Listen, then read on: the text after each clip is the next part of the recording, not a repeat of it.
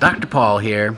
We have a case that is something I have never seen, fetal heterotaxy syndrome. But we're going to let the parents describe what they went through because this is different.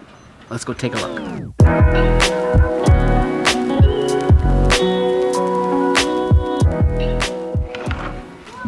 Hey! Hi. How are you guys doing? Good. You guys have had a journey. Yeah. Tell us about that. What happened? So she has quite a few things going on with her, but the most distinct thing is heterotaxy syndrome. Okay. We found out about it when I was 27 weeks pregnant. Gotcha. They found out about it because her stomach is on the wrong side. Okay. And we were kind of like, well, what does that mean? Her Right. stomach's on the wrong side. Right. That doesn't sound that big a deal, but Right. it can lead to other issues. So pretty much heterotaxy syndrome is a congenital condition that affects the left-right asymmetry of your visceral organs. Yeah.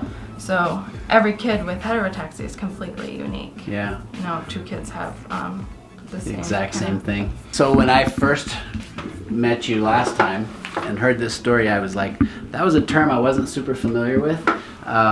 I've since been able to look it up, and there's another term, situs inversus. You may have heard of that.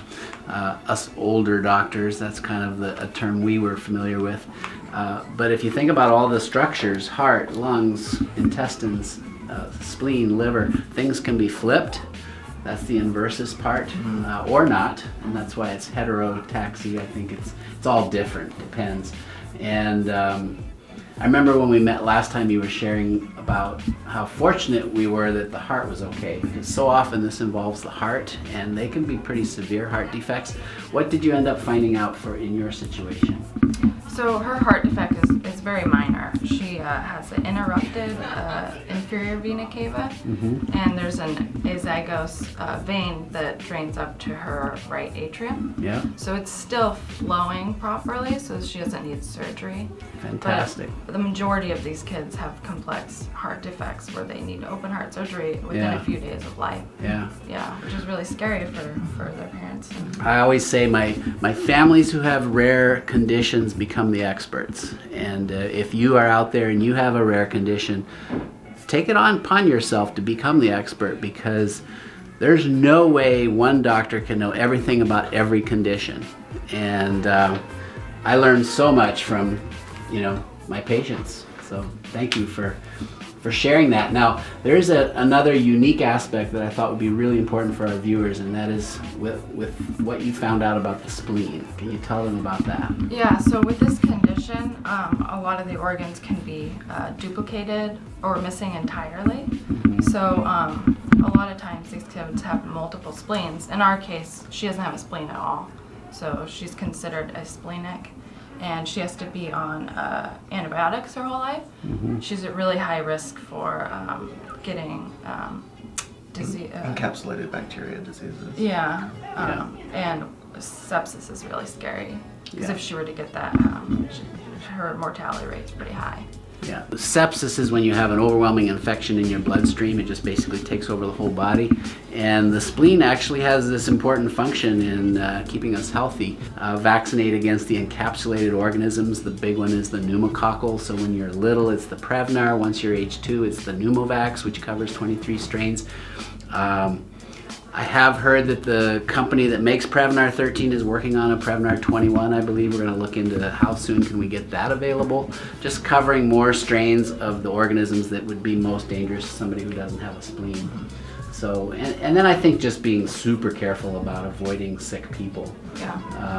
I think, I don't know if you've had a chance to think about daycare, but that's, like a lot of exposure. So if that was something you were able to avoid, that'd be a thought. Yeah. Yeah. Yeah. In our first few days of life, we had to get echocardiogram done. Looking at the heart. Yeah, and then an EKG to make sure the electrical wiring in her heart was working properly. Yeah.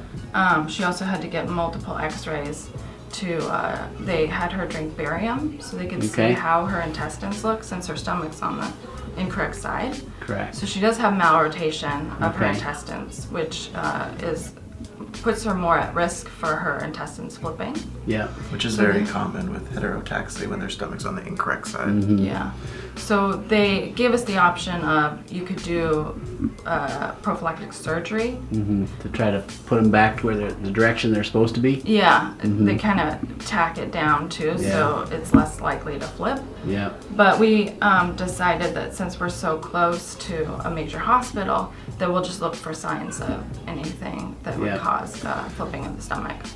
Yeah, the high fever would be the infection risk. If your intestines twist on themselves, what they call a volvulus, then nothing's passing through. Once think about twisting a knot in a tube, and so things are going to back up. You're going to start throwing up, and so that's something to look. Also, it can become painful.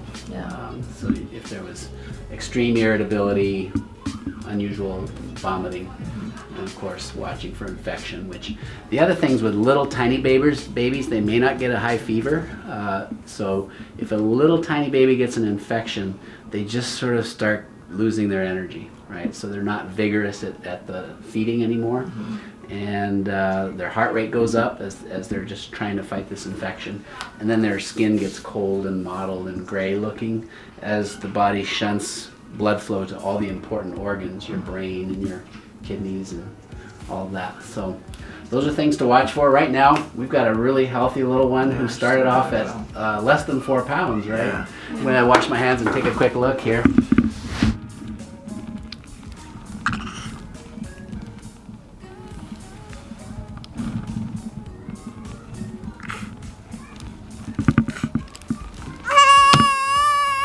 Oh, sorry. Hi. What you doing? I know. Okay. Nobody likes being all unbundled. Okay. Nobody wants to be unbundled. There we go. All right. Hi. Looks like you could eat again right now, huh?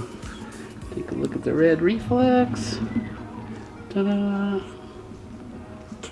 And there we go. Got them both. Now you can say ah. You want to say ah now? There we go. Ah. You want to say ah? Following directions already. Look at these tiny little hands. Oh my goodness. They're like the size of my thumbnail. Such tiny, cute little hands. Oh, that's so cute. So cute. Yes. Hi. Okay, so we have a slight little bulge at the umbilical here, right? So that is a tiny little umbilical hernia, and if I push on it, I can make it kind of go away. Feel that? And you've probably felt there's a little fingertip, probably about the size of my little finger. Actually smaller than the size of my little finger, a little opening.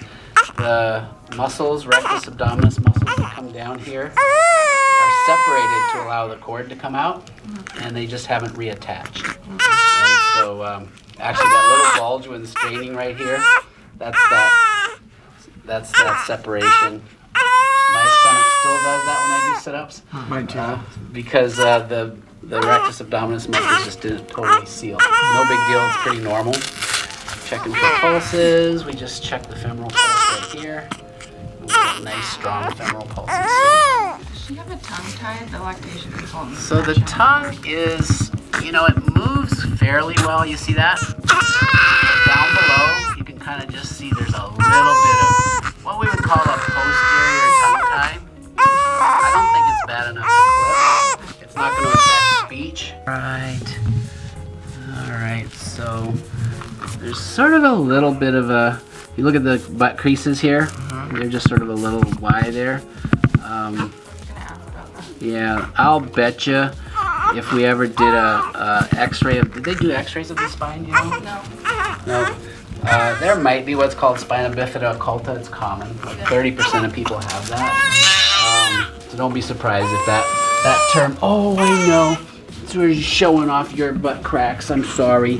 On YouTube, don't tell anybody, okay? All right. You guys, big thumbs up for this amazing baby, amazing family, willing to share with you an unusual situation. these things happen in medicine, and we need to be vigilant and careful, and things should work out just fine. I'm Dr. Paul. Thanks for watching. If you find yourself in a situation where you or a loved one has heterotaxy syndrome, just know you're not alone. It's a hard road to walk, but there is a great community out there. It's called Heterotaxy Connection. Find them. They can give you resources and support, and it's a great community. Oh, that's you. Yeah, I think it's heterotaxyconnection.org. Cool. Yeah, I was gonna find it. Thank you guys for being Thank brave you. and sharing this with us. We Yeah. appreciate it very much.